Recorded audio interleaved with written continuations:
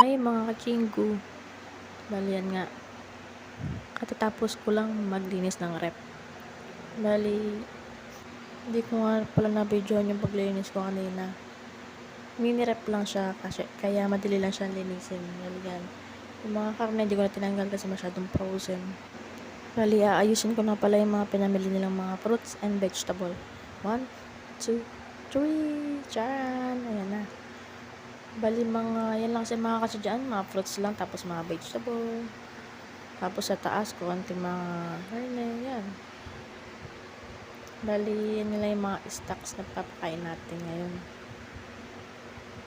Okra, kamatis. Yan. Tignan nyo, ang liit lang na rep ko. Yan, pinagkakasya lang namin dyan. Bali, dito nakalagay yung mga dibute.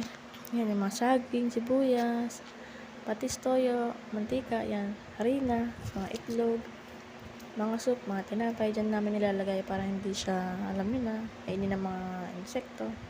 Please support me po mga kachinggu. Bali, bago lang po ako nag-vlog. Sana magustuhan nyo ang aking video. Thanks for watching. Bye mga kachinggu.